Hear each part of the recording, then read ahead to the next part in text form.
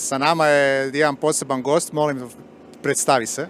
Ja sam Ronald Škriljatić, vršim službu IT i Telecommunication menadžera za VRC Croatia Rally 2026.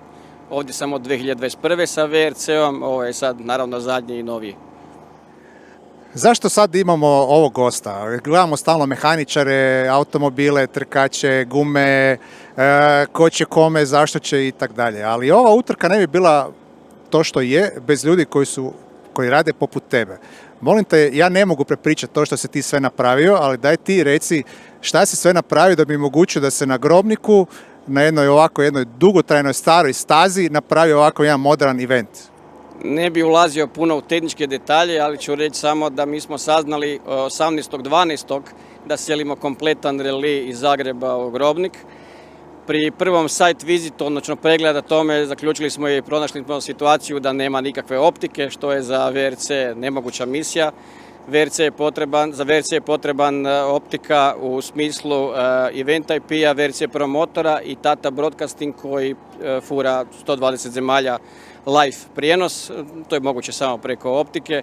Nažalost, tu su bili veliki izazovi. 10 godina nisu uspostavili tu optiku iz očitih razloga zbog papira, dokumentacije, građevinskih radova, problema oko ulaza ispod staze i to evo uspjeli smo napraviti u 2 mjeseca, što je moj osobni jedan veliki dobitak. I bilo je još i pomoći sa strane. Koje još moraju pomoći da se napravi ovaj projekt? Zahvalio bi se ovom prilikom tvrtki Rune, tvrtki Single Mod i našim partnerima Telemahu Hrvatska. Odlično. Sad kad imamo već optiku tu na Grobniku, koliko to olakšava situaciju za sljedeće edicije ove utrke? Pa sad optika kao optika, znači to je internet priključak koji neće služiti samo više automotodromu, koji će naravno imati koristi od toga, međutim i ovoj zajednici koju evo iskopali smo 2,5 km trase i obližnja mjesta poput Pothuma i sličnih, možda ne znam sad točno geografski, ali možda dijeli Čavle će imati pristup internetu preko optike koja je recimo dovučena do ovog dijela. Sad u neke velike detalje ne mogu ulaziti, ali sigurno Primorsko-goranska županija ima od ovoga koristi, jer uspostavili smo nešto što nije 10 godina napravljeno, pa onda... Ne samo 10 godina, nego čekaju to već koliko generacija, internet, šalim se malo, ali nije samo da se napravio benefit, znači za ovaj lokalni sport, za sport koji tu gledamo svjetskog prvenstva, koji će trajati unutar tjedan dana, ali će prednost ovog projekta imati žitelji cijelu vječnost.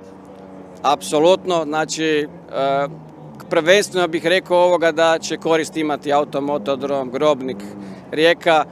Ovdje ima, inače, nekada mi odemo, dolaze mnoštvo bajkera, svaki tjedan, svaki vikend su neki eventi, do sada su se koristile nekakve tako, recimo mobilne varijante koje malo ima, palo nema, sad imaju čvrstu i kvalitetnu vezu.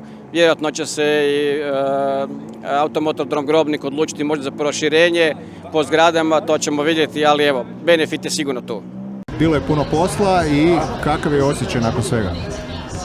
Htio bih sa žargonom naših kolega sportaša, nogometaša reći da je ovo bila jedna izuzetno teška utakmica, ali nakon puno odigranih minuta i puno posla ishod je dobar i mislim da smo napravili dobar posao. Hvala puno.